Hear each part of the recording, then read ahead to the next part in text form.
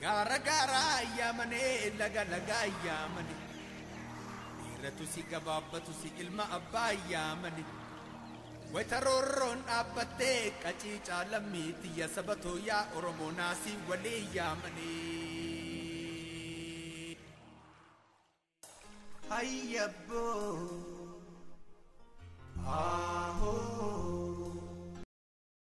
Qeerroo gargaaruudhaaf dheebuu bilisummaallee na bira gahee jira. Daawwattoota fi kabajamtoota ilmaan Oromoo hundi keessanuu dheebuu bilisummaa gargaarsi qeerroo kana. Maal dhaamsa maal dhaamta? Jaal Ahmad Galatoomi fayyaa ta'e. Dhugumatti fakkeenya hawaasa Oromoo hundaa taata. Mallaqa tana yaala kumaa qeerroo bilisummaa Oromoo biyya keessatti wareegamuu jirtu tanaaf gartee qopheessitee nu yaamuu keetiif galatoomi siin jenna. Ammoo hawaasni Oromoo guutuu waan kanarraa fakkeenya fudhattanii qeerroo bilisummaa bira akka dhaabbannuun isin gaafadhaa. Maqaa beellama uummata Oromootiif seenee beellama uummata Oromootiif seenee yaa uummata keenya warabbi jedhee bilisummaa Oromiyaa fiduudhaaf qophiidha. Bilisummaan Oromiyaa illee ni dhufti jechuudha. Abdiin nu eeggadhaadha. Murannoo fi kutannoo yoo kaane qeerroon amma kaanee ijoolleen amma jirtu tokkummaa dargaggoota Oromoo wajjin dhaabannee akka bilisoomnu abdii qabna. Huccuullee naaf iddanitti fakkaatti dheebuu. Si fidee jira. Huccuullee si fidee jira. Oomudhiif takka mudhiif. Kanas kuno anis dargaggoon Oromoo huccuu dargaggoo Oromoo kana naa kennu isaaniitiif baay'ee itti gammada. Wajjin dhaabadhaa taadaa'oo jechuudha. Isinirraa naaf iddanii dhuftanii nullee qeerroo wajjin dhaabatuuf taadaa'oo wajjin dhaabatuuf hunda keessanuu yaamsa isinii ka dabarsu dargaggoota keenya taadaa'oon manatti hulaa konkolaataan isiitti dhufee huccuu tanallee isinii qoodee gargaarsa isin kennitanillee isinirraa fudhatu isiniin jedha galatooma. Ayyee galatoomi jaal Ahmad fayyaa ta'e. Naasir Siraaj isa Abdalla ibsa. Awoo kunoo mallaqa na kennanii jiranii tunita isaaniitti 500 mee maal jettaniin?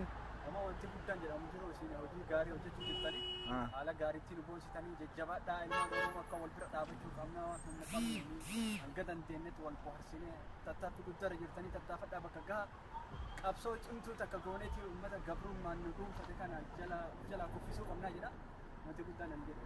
Ayyee galatoomi. Ati hoome? Haa ta'u kan waan jedhamu waan guddaa inni jedhe. Akkuma jedhamutti ati nuti dhalli ammaa kun waliigaluutu nurraa eegama. Dirqama waliigaluu maaliif yoo jenne yeroo mara gabrummaa jechuun nuuf hin barbaachisu. Kanaaf jecha wal taanee harka wal qabannee bakka jirutti dhiira dhala osoo hin jenne harka wal qabannee tokkummaa kenna. Haga biyya namaa jiru kanallee osoo ta'e waan silaa humnaan godhuu dandeenyu tokko godhuu qabna. Bilisummaan uummata Oromoof nu jiraadha. Hayyee jaallan galatooma akkuma agartan kana isaan kunillee kunoo na yaamanii ittiin isa qeerroo bilisummaa Oromootiif mallaqa kana riyaala 500 kennanii dura akkuma Ahmad Waboor yaadirraa fuudhetti isaan lamaan kunis na kennanii galatoomaa fayyaa ta'aa. Isinoo mee maal jettaniin obboleessi keenya kana duwwaatti jabaadhaa hedduu hamileen isaa namatti tolti galatoomni isin jedha. Dhagaa isin jechuun.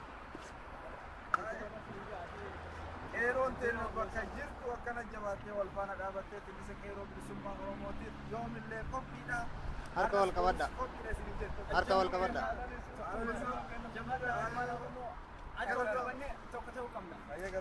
Bilisummaan kan uummata Oromooti. Ayyee jaallan kunoo Abdul Jabbaarillee tinnisa qeerroo bilisummaa Oromootiif waan gartee isiniif ol qabe isiniif qabee fidee dhufee jira. Akkanaatii galatoomaa Jabbaar kenna mee maal dhaammata ijoollee teenyatti? Wallaahi wannan dhaabbatu yeroo ammaa kanatti akka uummanni Oromoo gumaachi ammatti jiru kunillee bakka nu gaheetiniin itti nuuf jedha akka addaan nuun jenne warroonni gumaacha kanas hirmaannaa kana keessatti jiran hundi isaatu haa galatoomanii galata guddaa qabani. Ayyee. Hirmaannaan kennas walitti qabamuun kenna yookiin afaan tokko ta'uun tokkummaan kenna kun akka addaan hin cinne itti nu hafuufuu hin gadinaa hin jajjabeessaa jajjabaadhaa sun hin jira.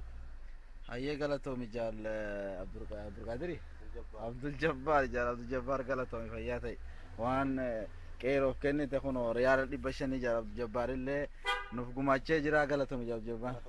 Hayyee fayyaa ta'e.